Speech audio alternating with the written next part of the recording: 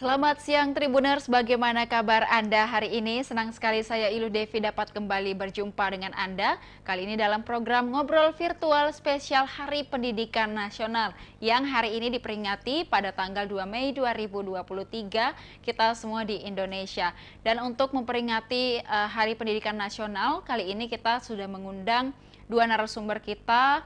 Mereka adalah guru di Papua. Tema kita pada hari ini adalah suka duka mengajar di Papua. Untuk yang pertama ada narasumber kita Ibu Nur Asia, guru SD Impres Abirip Pegunungan Bintang Papua. Kita sapa terlebih dahulu narasumber kita yang pertama pada siang hari ini. Selamat sore Ibu, selamat siang. Selamat siang Ibu, di Papua sudah sore. Oke, Jadi sudah selamat sore, sore ya. cocok ya. Baik, bagaimana kabarnya Bu? Sehat, sehat Bu. Sehat, baik. Salam juga buat murid-murid di sana ya. Oke, Ibu. Terima kasih. Kita akan berbincang terkait bagaimana keseruan mengajar dan suka dukanya Ibu selama mengajar di Papua. Dan juga kita mengundang narasumber lainnya, Bu. Ada Bapak Ardiansyah, guru SD SMP Negeri Eregi, Kabupaten Yalima, Papua. Selamat sore, Bapak. Selamat sore, Assalamualaikum. Waalaikumsalam warahmatullahi wabarakatuh. Bagaimana kabarnya hari ini, Pak? Alhamdulillah sehat, Bu. Alhamdulillah, baik. Pak dan juga Ibu, hari ini kita memperingati Hari Pendidikan Nasional di 2 Mei 2023. Kita sebagai Bapak dan Ibu sebagai tenaga pendidik dan juga murid-murid di sana tentunya juga sedang menikmati euforia dari Hari Pendidikan Nasional hari ini. Dan untuk itu kita akan bertanya nih kepada Ibu Nur Asia terlebih dahulu terkait bagaimana suka duka mengajar di Papua. Mungkin boleh diceritakan Ibu, mungkin bisa sampai mengajar di sana itu awal mulanya seperti apa begitu Bu? Oke, baik terima kasih Mbak Nilu. Selamat sore semuanya. Senang sekali saya bisa bergabung secara virtual bersama teman-teman semuanya di agenda ngobrol virtual ini. Jika ditanya tentang mengajar, sebenarnya saya menjadi guru pada saat di Papua itu terakhir tahun 2021. Untuk sekarang, saya memang benar berada di Papua, tetapi konteksnya tidak untuk menjadi guru lagi.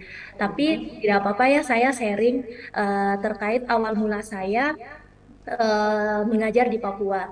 Jadi saya awalnya mengikuti program Indonesia Mengajar. Program Baik. Indonesia Mengajar ini mengirimkan anak-anak muda dari semua provinsi di Indonesia diseleksi dan akhirnya ditempatkan di beberapa daerah-daerah yang menurut asesmen dari Indonesia Mengajar itu sangat membutuhkan guru. Nah, awal mulanya saya sebenarnya ditempatkan di Aceh. Di Aceh selama 1 tahun dan setelah selesai program itu 1 tahun, saya ditawarkan lagi untuk berpindah. Tapi yang saya minta kepada pihak yayasan, saya mau kembali mengajar asalkan saya ditempatkan di Papua. Iya. Jadi setelah melalui diskusi panjang bersama teman-teman di Yayasan Indonesia Mengajar, akhirnya saya ditempatkan di Pegunungan Bintang, Papua. Tidak sendiri, tetapi bersama teman tim. Karena dalam Indonesia Mengajar, konteksnya itu bersama teman tim, tapi setiap orang akan mengajar di satu desa. Seperti itu. Baik, artinya saat ini sudah tidak mengajar lagi tetapi masih di Papua begitu ya Bu, dan Ya, itu juga betul. Ibu yang meminta untuk ditempatkan di Papua pada saat itu. Iya, benar. Baik, mungkin ada pertimbangan begitu Bu, kenapa sampai minta untuk ditempatkan di Papua? Eh, Dulu sewaktu saya kuliah, saya sempat terpikirkan saya ingin mengabdikan diri saya selesai dari kuliah, tetapi tidak untuk langsung bekerja. Saya ingin mengabdikan diri untuk lebih dekat dulu dengan masyarakat agar kiranya saya bisa menumbuhkan nih rasa cinta saya tanpa syarat kepada Indonesia dulu nih, biar saya bisa berbuat lebih lagi melalui pekerjaan saya untuk kemajuan bangsa saya nanti. Nah, kenapa milih Papua? Karena saya merasa Papua bisa menjadi tempat saya untuk belajar banyak hal, belajar toleransi, belajar kehidupan. Jadi kalau dulu pada saat saya kuliah itu kuliah tentang pelajaran. Nah, ketika saya di Papua, itu saya Mhm. berkuliah tentang kehidupan. Seperti Oke, itu. baik baik. Mungkin Ibu kalau kita boleh tahu nih Bu, asalnya Ibu aslinya dari mana? Saya dari Makassar. Oke, dari Makassar dan jauh-jauh terbang ke Papua untuk mengabdikan dan mengajar kepada anak-anak di sana. Kita boleh apresiasi kepada Ibu dan juga dengan meminta dirinya sendiri meminta untuk mengajar di sana. Baik, mungkin kita juga akan mendengarkan kalau dari Pak Ardiansyah nih. Mungkin bagaimana sampai bisa mengajar di Papua juga, Pak Ardiansyah. Boleh mungkin ceritakan, Pak? Ya, terima kasih. Eh, Sebenarnya awal mula saya itu tertarik mengajar di Papua itu berawal dari saya mengikuti program SM3T. Mhm. Jadi program sarjana untuk mendidik di daerah 3T, yaitu daerah terdepan, terluar, dan tertinggal, yaitu pada tahun 2013. Pada program SM3T itu kita sarjana itu dikontrak 2 tahun. Jadi 1 tahun kita mengabdi di daerah pedalaman, kemudian 1 tahun lanjut program pendidikan profesi guru. Pada waktu itu, pada penempatan program SM3T, saya ditempatkan di Kabupaten Sorong, Mhm. Provinsi Papua Barat. Setelah melaksanakan pengabdian selama 1 tahun, saya mengikuti pendidikan profesi guru di Universitas Negeri Jakarta. Setelah melaksanakan program pendidikan profesi guru selama kurang lebih 1 tahun, program SM3T ini ada lagi kelanjutan program. Namanya programnya yaitu Guru Garis Depan.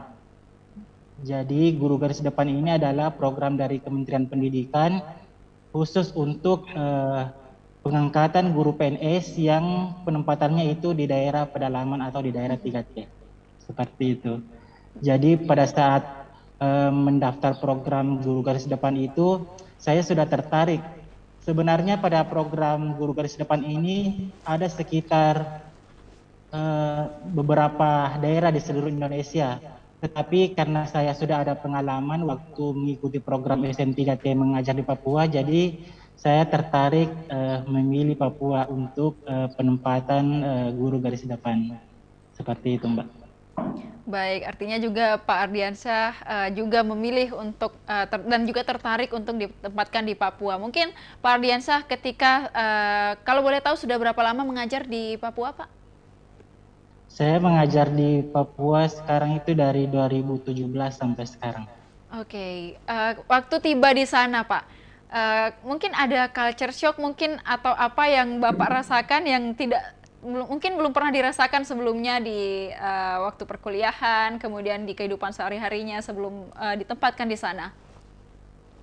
Ya, mungkin yang paling kaget ya pada saat ditempatkan di sana itu setelah saya tiba di sana, kalau untuk situasinya hampir sama sebelumnya pada tempat saya di program SN3T yaitu di Kabupaten Sorong.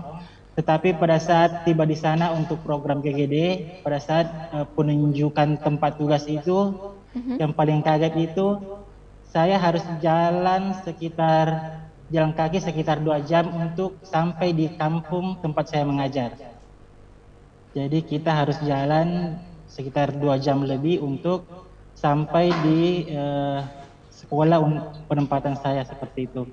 Kemudian tidak ada fasilitas sama sekali, listrik, jaringan, Mhm. air bersih dan sebagainya itu tidak ada.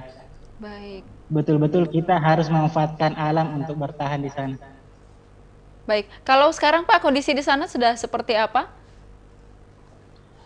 Kalau untuk kondisi sekarang, kebetulan kemarin setelah beberapa tahun di sana ada sekolah yang baru dibuka, Mhm. kemudian saya dipindah tugaskan untuk sebagai penanggung jawab di sekolah baru itu.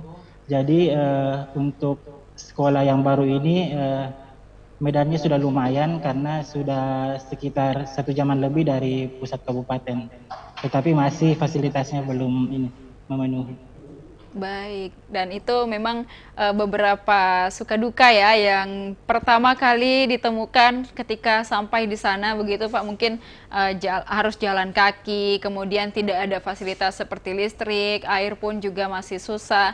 Tapi untuk kondisi sekarang hal itu juga apakah masih sesulit pertama kali datang atau seperti apa? Kalau untuk akses jalan sudah lumayan, tetapi untuk dari segi yang lainnya kayak fasilitas listrik, air bersih dan sebagainya itu masih seperti pada saat saya pertama kali ditugaskan di sana. Baik, Jadi air bersih itu kita cuma mengandalkan air hujan.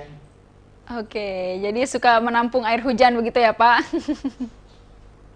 Iya, Baik, alhamdulillah. baik. Kalau Ibu Nur Asia, apakah juga mengalami hal yang sama Bu ketika sampai di sana atau seperti apa?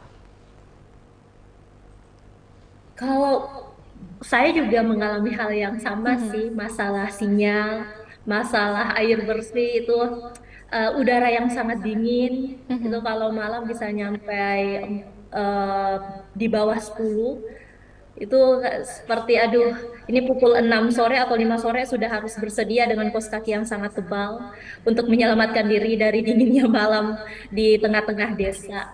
Nah, kalau untuk culture shocknya itu lebih ke ini ya, saya melihat banyak budaya yang sangat berbeda di yang pernah saya temuin. Jadi seperti toleransinya dan juga bagaimana anak-anak memanfaatkan situasi di sekitar, dan mungkin bagi kita di kota apa ada sih yang sangat terbatas seperti ini, dan ternyata bagi mereka di sana ini sudah kondisi yang paling baik dan sangat membahagiakan buat mereka.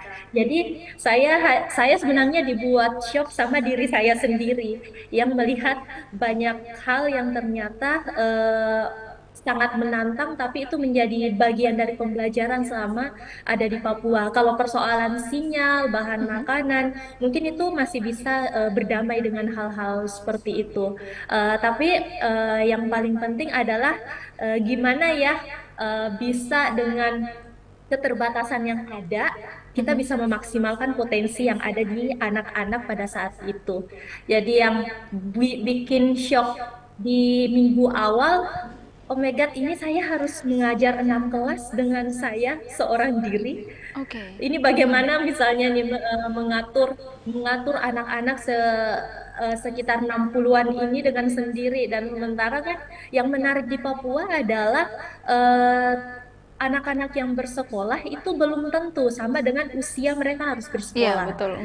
Jadi misalnya anak SD ternyata masih ada anak yang usianya SMP masih ada di sekolah tersebut. Iya. Jadi tantangannya benar-benar bagaimana kita bisa mendekati anak sesuai dengan psikologi umurnya mereka, dan bisa saling berbagi dan bisa saling tahu begitu. Jadi bisa saling membantu pada dasarnya sama anak-anak selama di sana. Seperti itu Baik. Mbak Nilu. Baik, jadi yang ditemukan juga di sana adalah Ibu harus mengajar 6 kelas begitu untuk sendirian mengajar 6 kelas, dan juga dari para muridnya juga beda-beda usia. Kemudian kalau kita lihat kan kalau SD mungkin di kota ada umur 5 tahun sampai berapa tahun. Mungkin kalau di sana umur SMP masih ada di SD, dan itu punya sifat yang pastinya akan jauh berbeda dengan anak misalnya masih kecil dengan anak usia SMP itu mungkin sangat struggle untuk mengajar Bu. Mungkin kita ingin tahu Bu, tadi 6 kelas itu satu kelas berapa orang? 10 orang kah atau seperti apa? Ada di dalam satu kelas itu hanya ada 4 orang. Ada yang paling banyak, ini yang menarik sebenarnya, karena anak sekolah yang paling banyak di tempat saya itu kelas 1. Oke. Karena kurangnya pemanfaatan PAUD atau TK di kampung, akhirnya semua anak yang usianya kecil-kecil aja pokoknya masuk kelas 1 aja. Nah, nanti akan terseleksi dengan sendirinya hingga nyampe lah pada kelas 6, loh kok sisa 5 orang atau loh kok tinggal berapa orang gitu. Jadi memang Sekolahnya nggak terlalu banyak, anaknya nggak terlalu banyak ya seperti kita Mhm. yang ada di kota-kota mungkin nyampe ratusan. Kalau kami di sana itu tidak sampai 60 bahkan siswanya. Di sana yang jadi kesulitannya kan guru yang mengajarnya itu Iya. yang masih kurang. Mungkin Pak Ardiansa juga mengalami itu di awal-awal, Mhm. apalagi di tahun 2017 ya Pak ya, itu masih sangat bagaimana, apalagi di daerah Papua pegunungan bisa bersama-sama buat eh, menggandeng banyak pihak untuk memaksimalkan pendidikan yang ada di sana. Baik, kalau Pak Ardiansyah apakah juga sempat mengalami hal demikian, mengajar di kelas yang banyak atau dengan murid yang berbeda-beda usia atau seperti apa, Pak? Ya, ya. Hampir sama dengan yang diceritakan Ibu tadi bahwa saya juga hampir setiap hari mengalami hal yang demikian. Mhm. Apalagi kalau di tempat tugas saya kan saya mengajar di SD dan di SMP. Jadi ketika ada tidak ada guru sama sekali, jadi saya harus Mhm. membagi waktu antara mengajar di SD dan mengajar di SMP. Jadi sangat sulit sih untuk mengatur penyelesaian waktunya. Jadi biasanya kalau SMP kan kita lebih menekankan mereka untuk bagaimana cara membaca, menulis, dan Mhm. berhitung. Jadi untuk fokus di dalam satu kelas itu merupakan kendala tersendiri yang kami hadapi ketika mengajar di Papua. Karena keterbatasan guru juga, Mhm. jadi kita sebagai guru yang mengajar di sana harus pintar-pintar membagi waktu supaya semua peserta didik itu dapat memperoleh pelajaran seperti itu. Baik, Pak Ardiansyah mungkin selain mengajar banyak kelas dan juga banyak murid, kita kan tahu bahwa di SD juga ada beberapa mata pelajaran seperti bahasa Indonesia, misalnya matematika atau pelajaran dasar lainnya itu juga semua di cover sama Bapak seorang diri atau seperti apa, Pak? Alhamdulillah kalau sekarang sudah ada teman Mhm. guru juga, jadi sudah bisa membagi waktunya dengan baik. Tetapi sekarang saya masih mengampu beberapa mata pelajaran seperti olahraga, TIK, kemudian bahasa Indonesia yang tidak ada gurunya yang bisa mengajarkan, terpaksa kami yang mengambil alih seperti itu supaya peserta didik juga itu tahu bahwa ada pelajaran olahraga, ada pelajaran TIK dan sebagainya. Seperti itu. Baik, ini ada tayangan video yang juga sempat dikirimkan. Ini kita lihat memang di kaki gunung begitu ya, Pak. Jadi cukup sejuk juga di sana. Bukan lagi sejuk, dingin berarti ya, Pak. Iya, Bu, dingin sekali. Dingin dan juga ini ada beberapa siswa terlihat dalam tayangan video dan juga mungkin Pak sambutan waktu Bapak pertama datang ke sana, sambutan para murid atau siswa-siswa di sana dan mungkin masyarakat di sana seperti apa, Pak? Ya, kalau sambutan atau apresiasi dari masyarakat dan peserta didik pada saat tiba di sana itu sangat bagus. Karena terbukti bahwa pada saat kami datang di sana, motivasi peserta didik itu untuk bersekolah itu semakin meningkat. Karena kepikiran mereka bahwa oh, ada guru baru yang Mhm. akan mengajar kita. Jadi peserta didik itu lebih bersemangat lagi untuk bersekolah. Kemudian begitu pula dengan masyarakat. Jadi keberadaan kita mengajar di pedalaman Papua itu masyarakat sangat hormati, apresiasi. Terbukti bahwa hampir setiap hari ada saja dari masyarakat yang membawakan hasil buminya Iya. kepada kita, misalnya Mhm. sayuran dan sebagainya. Itu salah satu tanda bahwa oh masyarakat menghormati kita, menghargai kita dan mengapresiasi keberadaan kita di kampungnya seperti itu. Baik, artinya juga masyarakat menerima begitu ya Pak. Mungkin sering dapat kiriman hasil panennya masyarakat di sana Pak, dikasih ke Bapak mungkin sebagai rasa terima kasihnya sudah mengajar anak-anak di sana. Mungkin kalau Ibu Nur Asia mungkin penerimaan masyarakat di sana seperti apa Bu waktu Ibu pertama kali datang ke Papua? Baik, kalau untuk penerimaan sih sama dengan Pak Ardian. Saya itu sangat menerima. Pertama saya sampai karena kebetulan saya adalah guru perempuan pertama untuk utusan Oke. Indonesia yang mengajar di desa tersebut. Jadi melihat ibu guru dengan memakai jilbab Mhm. datang ke kampungnya itu, wah ibu guru punya penutup kepala, ibu guru tidak Mhm. jadi mereka menganggap ini seperti topi gitu loh. Nah, Iya. padahal kan ini merupakan merupakan satu kewajiban kita ya. Mhm. Nah, itu pada saat di sana sama dengan Pak Ardiansa tadi, setiap hasil buminya saya ingat sekali seminggu saya pada saat saya baru sampai ada bapak tetangga saya itu datang membawakan setengah ayam. Jadi kalau ayam di tempat kami tuh ada uniknya adalah lebih lama waktu kirim ke Papua ketimbang masa hidup ayam itu.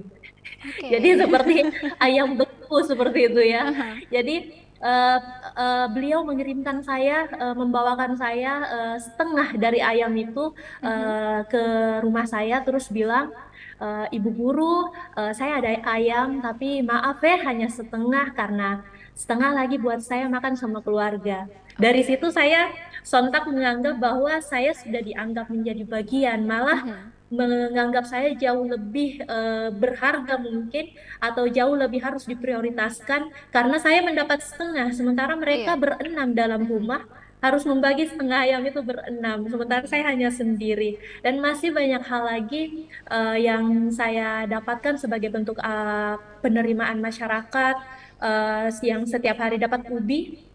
Mungkin Pak Ardiansa juga ya mengalami setiap hari dapat ubi, dapat sayur, Mhm. sampai kita pusing ini masak sayur apa lagi hari ini. Karena saking banyaknya begitu, sampai kita harus bawa turun ke kota agar tidak membuat mereka kecewa bahwa kita sebenarnya sudah sangat cukup dengan ini, tapi kan Iya. tidak mungkin Mhm. kita tolak. Begitupun dengan kayu bakar, karena kami tidak ada kompor Mhm. maupun itu kompor minyak ataupun apalagi kompor gas.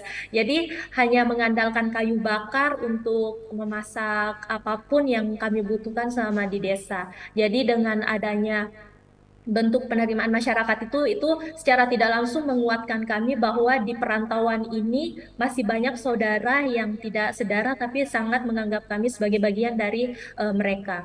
Baik, artinya mereka sangat menerima dan kita bisa lihat bagaimana apresiasi masyarakat di sana kepada Ibu. Bahkan ketika Ibu datang dengan mungkin identitas yang berbeda, menggunakan hijab, mereka tidak mengintimidasi, mereka tidak takut, tapi mereka tetap menerima dan mungkin dari Ibu yang menjelaskan ini adalah hijab seperti itu ya, Bu? Iya betul betul. Baik, dan Bu mungkin pada saat mengajar itu apakah sempat melalui masa pandemi COVID, Bu, kemarin? Iya Mbak, saya kan ke Pegunungan Bintang itu Desember Mhm. 2019. Nah, sementara COVID mulai ada di 2020 ya Mbak ya Iya, kalau nggak salah tuh. betul. Nah, jadi pas sekali dengan masa COVID itu saya juga datang, tapi di sana tidak terlalu happening dengan Iya. COVID itu. Karena mereka aja sudah jarang ketemu guru pra COVID kemarin. Apalagi pas COVID ini makin jarang ketemu guru itu makin Mhm. membuat mereka makin drop seperti itu. Jadi pas COVID kita juga apa namanya kita juga berupaya bagaimana bisa menghadirkan diri di desa. Mhm. Hanya saja ternyata bukan COVID tantangannya pada saat itu. Tantangannya adalah keamanan. Karena Iya. pada saat itu mulailah bergejolak di Pegunungan Bintang. Nah, itu Mhm. dia sih sebenarnya tantangan-tantangan keamanan. Kalau saya tidak soal terkait fasilitas, yang penting kita aman, kita dengan kita aman, kita memastikan diri kita aman, kita bisa memastikan diri kita juga memberikan yang paling baik buat anak-anak di sana. Baik, artinya waktu COVID bukan kalau kita Hanya ada pesawat dan ya, pesawat dari itu tidak ada yang bisa menembus kabut untuk masuk ke iya. dalam Kabupaten Pegunungan Bintang.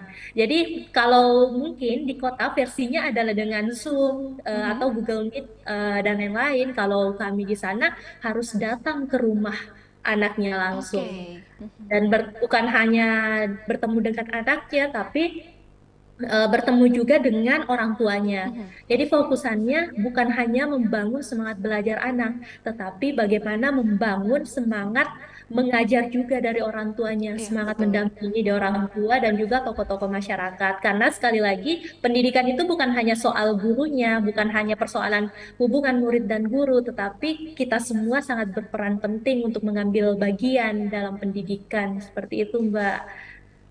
Baik, itu juga tadi termasuk dalam suka duka saat mengajar begitu ya Bu. Kalau COVID, orang-orang di kota ya bisa belajar dari rumah melalui online, tapi kalau di sana Ibu yang datang ke rumah-rumah warga untuk bagaimana untuk menjamin anak-anak ini tetap mendapatkan pendidikan meskipun di tengah COVID ataupun juga ada kejadian di sana. Mungkin kalau dari Pak Ardiansyah juga sempat melalui pandemi COVID waktu mengajar di sana Pak, seperti apa waktu COVID di sana Pak? Iya, pada saat COVID kemarin, kami di sana itu sangat apa istilahnya, merasakan dampak dari COVID itu, karena di sisi lain dari dinas kita diharapkan untuk pembelajaran secara online atau daring. Akan tetapi dari sisi lain kita tidak memiliki fasilitas jaringan dan sebagainya. Jadi mau tidak mau supaya proses pembelajaran tetap, jadi kita harus datang langsung ke rumah siswa atau peserta didik seperti itu. Kalau tidak berarti pembelajaran tidak berjalan ini sama sekali. Karena dari segi fasilitas memang sudah tidak memungkinkan untuk secara Zoom atau pembelajaran secara online. Baik. Tetapi di sini kendalanya lagi bahwa isu-isu dari kota itu isu-isu COVID yang masyarakat terima sebagai kendala juga. Jangan sampai katanya Bapak Guru ini Iya, yang datang membawa bawa COVID begitu ya corona Pak. ini COVID seperti itu. Jadi sulit juga karena pengaruh-pengaruh dari luar juga tentang COVID ini juga sudah sampai di masyarakat. Jadi kita hanya apa istilahnya mengantisipasi proses pembelajaran itu dengan datang langsung, walaupun itu durasinya dibatasi supaya setidaknya masyarakat atau peserta didik itu proses pembelajaran berlangsung lah, walaupun durasinya tidak seperti pada masa normal seperti itu. Baik. Mungkin Pak, ketika waktu datang langsung ke rumah warga itu jarak dari rumah ke rumah apakah cukup jauh atau anak-anak dikumpulkan dalam satu rumah atau seperti apa Pak? Kalau jarak rumah masyarakat atau siswa dengan sekolah itu paling jauh itu sekitar 2 kilo, dari 2 kilo sampai 3 kilo dari sekolah. Ada juga yang cuma beberapa langkah sudah tiba di sekolah, seperti itu. Jadi biasanya kalau yang jarak rumahnya jauh, biasanya dikumpulkan di suatu rumah yang siswa-siswa yang berada di kampung itu, kemudian kita berikan proses pembelajaran seperti itu. Baik, artinya tidak terlalu jauh begitu ya Pak, rumah Iya. antara satu siswa dan siswa lainnya pun kalau ada yang Iya. jauh juga dikumpulkan dalam satu rumah. Baik. Dan kalau boleh tahu juga Pak, Pak Ardiansyah saat ini juga masih mengajar di sana begitu ya Pak? Iya Bu, masih. Dan mungkin hari ini Hari Pendidikan Nasional ada perayaan khusus di sana juga atau seperti apa Pak? Biasanya kalau untuk perayaan-perayaan seperti eh, yang sekarang ini atau perayaan 17 Agustus biasanya dipusatkan semua ke ibu kota kabupaten. Jadi biasanya kita guru-guru itu berkumpul di pusat kabupaten untuk merayakan perayaan-perayaan seperti perayaan 2 Mei, kemudian 17 Agustus dan lainnya. Biasanya kita merayakannya berkumpul di pusat kabupaten seperti itu. Baik, itu tapi di setiap sekolah mungkin tidak merayakan masing-masing tetapi dipusatkan begitu ya Pak di kabupaten Iya, untuk iya perayaan Hari dipusatkan. Pendidikan Nasional. Mungkin Iya. seperti upacara atau apa Pak? Mungkin tadi sudah dilalui? Iya, seperti upacara, kemudian ada kayak pentas seni dan sebagainya seperti itu. Baik, kalau Ibu Nurasiah hari ini apakah juga sudah melakukan upacara mungkin atau ada perayaan khusus di daerahnya di Papua untuk perayaan Hari Pendidikan Nasional hari ini, Bu? Kalau saya kebetulan pagi tadi bertugas sebagai pengibar bendera untuk Oke, acara pengibar bendera. Hardiknas di kantor. Nah, jadi tapi kalau saya cari info tadi, ngelihat sekilas kabar-kabar dari guru di Pegunungan Bintang, mereka ternyata juga turut merayakan dengan upacara bendera yang dipusatkan di kota, seperti itu. Baik, jadi sudah tadi mungkin sudah melalui upacara Hari Pendidikan Nasional, Bu. Mungkin juga di sana semoga para siswa di sana juga dengan adanya hari ini, momentum hari ini juga dapat mereka lebih lagi dalam bersemangat untuk menuntut ilmu. Kemudian semoga di sana juga semakin banyak tenaga pendidik begitu ya, Bu. Karena kita lihat bagaimana Ibu harus mengajar 6 kelas dalam satu hari dan juga semua mata pelajaran juga mungkin mau tidak mau harus dikuasai begitu ya, Bu. Karena memang harus mengajar dengan banyak kelas dan juga banyak siswa di sana, kemudian hanya sendiri itu kita bisa bayangkan itu cukup sulit, tetapi dilalui dengan happy gitu ya, Bu, karena masyarakat di sana juga menyambut dengan baik. Mungkin Ibu tadi juga sudah sempat di-mention terkait bagaimana waktu pandemi COVID. Nah, kalau sekarang Ibu di sana apakah dari tahun ke tahun siswa terus bertambah, mungkin untuk banyak yang semakin ingin belajar atau seperti apa, banyak yang ingin semakin sekolah dan seperti apa mungkin, Bu? Kalau siswa di sana, kalau untuk SD ya Mbak ya, itu biasanya semangat sekolah, semangat bersekolah pasti akan sangat terdorong kuat dari orang tua. Jadi mungkin jumlah siswa yang sangat banyak mungkin di SD-nya, tapi terkadang yang semangat sekolahnya menurun adalah ketika mereka sudah mulai memasuki fase jenjang SMP atau SMA, karena kita mungkin dengan mudah akan menemukan satu sekolah di kecamatan yang sama dengan tempat kita tinggal, tetapi berbeda dengan di Papua. Kita harus melalui beberapa distrik atau mungkin bahkan sampai harus ke kota untuk bersekolah. Nah, itu yang menyebabkan kadang aduh malas tidak usah sekolah jauh SMA ke kota atau ke SMP, sudah sekolah SD saja, yang penting bisa baca tulis selesai.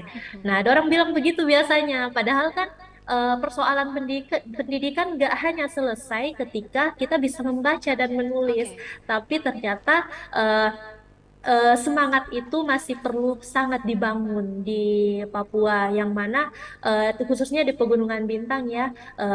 Saya yakin dan percaya sih guru-guru di sana juga sangat berupaya memotivasi siswa-siswa yang ada di sekolah. Hanya saja kan dengan ini kalau kita berbicara tentang fasilitas ya, fasilitas sekolah dan lain-lain itu kan sangat jauh mungkin dari tempat kita yang ada di distrik-distrik ini, yang menyebabkan anak-anak banyak yang putus sekolah. Jadi gimana ya PR kita bersama nih, PR pemerintah supaya bisa menghadirkan sekolah dengan semua jenjang di satu distrik sehingga anak-anak bisa lebih terfasilitasi lagi dan semangat bersekolah. Baik, itu juga menjadi catatan di Hari Pendidikan Nasional ini bahwa pendidikan belum cukup merata, apalagi di daerah Ibu di pegunungan itu, karena itulah yang membuat anak-anak akhirnya jadi malas mungkin juga pergi sekolah karena mungkin harus menempuh jarak yang jauh, sementara mereka juga mungkin harus membantu orang tua di rumah. Jadi sampai SD saja cukup dirasa, karena untuk mencapai SMP dan juga SMA perlu untuk berjalan jauh mungkin, dan juga medan yang dilewati juga tidak seperti kita di kota, mungkin jalan yang sudah mulus atau seperti apa. Dan ini menjadi catatan bagi kita semua untuk bagaimana pendidikan itu bisa merata, baik dari segi fasilitas, kemudian tenaga pendidik dan sebagainya. Kalau Pak Ardiansyah, mungkin Pak di sana untuk kondisi SMP dan SMA seperti apa?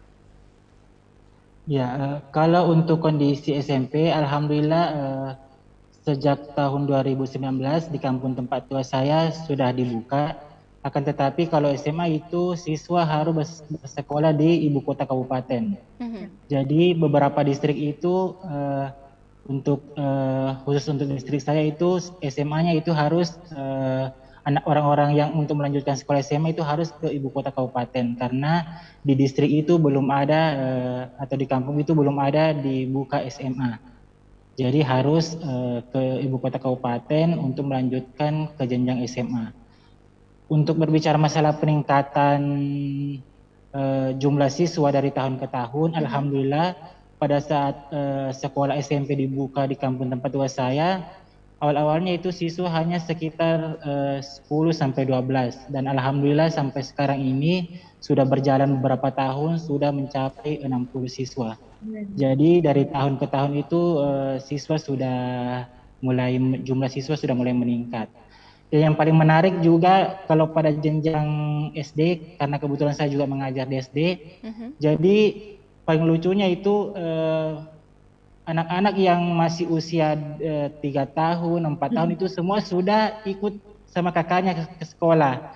Jadi kadang ini juga apa istilahnya, kadang juga menjadi kendala, kita mau fokus misalnya anak-anak yang usia sekolah memang, tetapi adik-adiknya ini yang masih usia 3 tahun, 4 tahun, semua sudah ikut. Jadi betul tadi kata Ibu yang di Purwaminta bahwa mungkin pemerintah harus pengadaan PAUD untuk setiap kampung itu mungkin juga perlu itu, karena kami yang mengajar di SD itu sebenarnya kewalahan karena mau dilarang juga ini ajang kita untuk memotivasi mereka untuk datang ke sekolah. Di sisi lain juga menjadi kendala karena kita mau fokus mengajar anak-anak yang usia sekolah memang, tetapi kadang juga yang lain adik-adiknya ini juga apa istilahnya seperti kadang mengganggu dan sebagainya. Mungkin Jadi masih mau bermain begitu ya Pak? iya, kebanyakan bermain seperti itu. Baik, artinya ini anak-anak yang masih usia PAUD ini mereka sebenarnya sudah semangat untuk melihat kakaknya, kakak ini pergi sekolah, ngapain sih di sekolah? Mungkin mereka penasaran juga, akhirnya ikut dan merasakan bagaimana sekolah itu. Namun untuk anak-anak, untuk masuk ke sekolah SD mungkin mereka belum mengerti baca tulis, kemudian ada beberapa pelajaran yang mungkin harus mereka melalui PAUD dulu, bagaimana bermain di PAUD dan juga sambil belajar, itu yang perlu juga untuk menjadi catatan penting bagi pemerintah setempat maupun pemerintah yang menangani hal ini. Semoga kedepannya pendidikan di sana juga sudah merata dari PAUD sampai SMA. Kalau boleh kita doakan bersama, semoga di Hari Pendidikan Nasional ini bincang-bincang kita didengar dan akhirnya sekolah di sana juga sudah dilengkapi dengan fasilitas yang baik. Mungkin Ibu terakhir, untuk menutup perbincangan kita pada sore hari ini,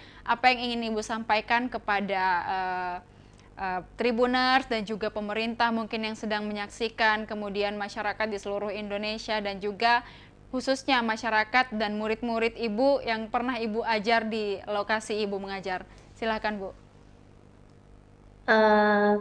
Saya mungkin ingin menitipkan pesan, mungkin ada yang menonton yang punya kapabilitas untuk ini, bahwa yang sangat dibutuhkan di kami, khususnya mungkin di daerah pegunungan, bukan hanya persoalan fasilitas sekolah yang memadai, tapi fokus kepada pembangunan manusia, pembangunan SDM-nya, pembangunan guru-gurunya, bagaimana bisa mengirimkan guru-guru yang memang punya hati yang besar untuk membangun manusia di Papua. Jadi saya sekarang saya bekerja sebagai penyuluh bahasa di Balai Bahasa Provinsi Papua. Dan saya tidak pernah menyesali sedetik pun menjadi guru, karena itu menjadi bagian yang sangat tidak bisa saya lupakan. Saya harus sangat mengapresiasi Pak Ardiansah sampai sekarang menjadi guru juga, guru-guru yang ada di semua sekolah yang hari ini merayakan bahwa Bapak Ibu semuanya menjadi tonggak paling penting untuk perubahan di bangsa ini. Jadi tetap semangat, apapun tantangannya, setiap tantangan pasti punya cara buat melaluinya. Saya senang kalau mendengar banyak cerita-cerita dulu di tempat mengajar saya yang sudah mungkin sudah banyak perubahan, dan kabarnya sekarang sudah ada WiFi, sudah ada Sudah ada fasilitas WiFi. internet. Jadi sangat banyak hal yang dapat dibangun. Jadi semoga pemerintah, khususnya mungkin Kementerian Pendidikan ya, bukan hanya mungkin kalau sekarang mungkin sudah ada 24 episode Merdeka Belajar. Nah, semoga 24 episode itu bisa cepat sampai ke bagian timur Indonesia. Artinya bisa merata, bisa dirasakan oleh semua kebermanfaatan dari Merdeka Belajar ini. Semangat terus Bapak Ibu menjadi Bapak dan Ibu guru dimanapun berada. Semoga apapun yang Bapak Ibu ikhtiarkan dalam pendidikan senantiasa bernilai pahala di mata Tuhan. Amin. Baik, Ibu, terima kasih. Mungkin tadi yang perlu digarisbawahi terkait SDM dan juga tenaga pengajar begitu ya, Bu. Mungkin saya juga menitipkan, Bu, setelah tadi mendengar Ibu, kalau untuk SDM tenaga pengajar, saya berharap ada murid atau siswa yang dari sana akhirnya nanti bisa juga jadi guru untuk siswa-siswa selanjutnya yang ada di sekolah yang Ibu ajar. Bukan hanya orang yang datang dari luar, tetapi bagaimana kita bisa sama-sama memberikan semangat agar mereka juga mau sekolah sampai perguruan tinggi dan kembali ke kampungnya untuk menjadi tenaga pendidik seperti Ibu. Baik, terima kasih. Untuk Pak Ardiansyah, mungkin boleh Pak menyampaikan harapan-harapannya di Hari Pendidikan Nasional ini, khususnya mungkin bagi pemerintah atau kementerian yang berwenang dan juga siapapun yang menonton tayangan ini di sore hari ini. Silakan Pak. Ya, terima kasih. Mungkin harapan saya seperti ini. Kan perekrutan CPNS dan P3K itu kan biasanya kan persyaratannya siap ditempatkan di seluruh wilayah Republik Indonesia. Harapan saya bagaimana kementerian persyaratan ini bisa dijadikan sebagai acuan agar guru-guru di daerah pedalaman Papua itu tidak tidak kekurangan. Kira-kira saya penasaran apakah ada yang mau mendaftar CPNS jika sudah misalnya penempatan Papua. Jadi mungkin ini juga sebagai pelajaran bagi pemerintah bahwa sebenarnya masih banyak daerah-daerah itu yang kekurangan guru. Jadi saya harapkan kepada pemerintah membuat program-program untuk pemerataan guru khususnya di wilayah pedalaman Papua. Kemudian dari segi fasilitas, sebenarnya kami guru-guru di pedalaman Papua itu selain sangat berharapkan fasilitas, akan tetapi bagaimana dari Kementerian Pendidikan itu memberikan kami istilahnya itu pembekalan untuk menambah pengetahuan kami tentang pendidikan. Terkadang saya merasa iri dengan teman-teman yang misalnya bisa mengikuti pelatihan ini, seminar ini secara online maupun secara di luar jaringan, akan tetapi kami di guru-guru di pedalaman Papua itu hanya bisa melihat, oh kapan saya bisa mengikuti kayak seminar pelatihan seperti itu. Jadi kami harapkan kepada pemerintah di momen Hari Pendidikan Nasional ini lebih melirik guru-guru atau sekolah-sekolah yang ada di pedalaman Papua. Dan saya berharap juga mudah-mudahan kami yang sekarang mengabdi di daerah pedalaman Papua itu tetap diberi kesehatan, kemudian rasa aman untuk mendidik anak-anak yang ada di pedalaman Papua. Terima kasih. Terima kasih Pak Ardiansyah atas harapannya hari ini. Kita sudah mendengarkan bagaimana kemudian yang mau daftar P3K mungkin siap ditempatkan di Papua, begitu ya Pak?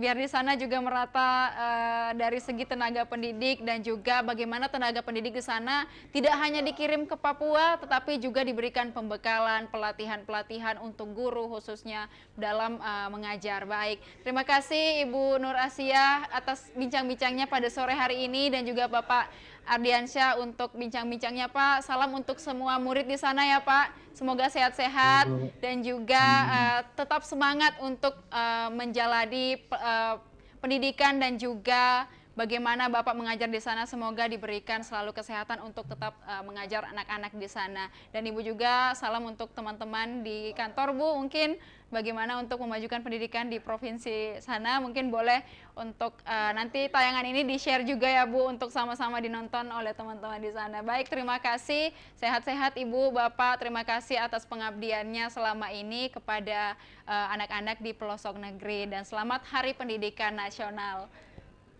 Dan terima kasih kepada Tribuners yang sudah setia menyaksikan tayangan kita pada sore hari ini. Tetap saksikan program-program menarik lainnya hanya di kanal YouTube dan Facebook Tribun Timur, Mata Lokal Menjangkau Indonesia. Saya Ilu Devi dan seluruh kru yang bertugas pamit undur diri. Terima kasih dan sampai jumpa.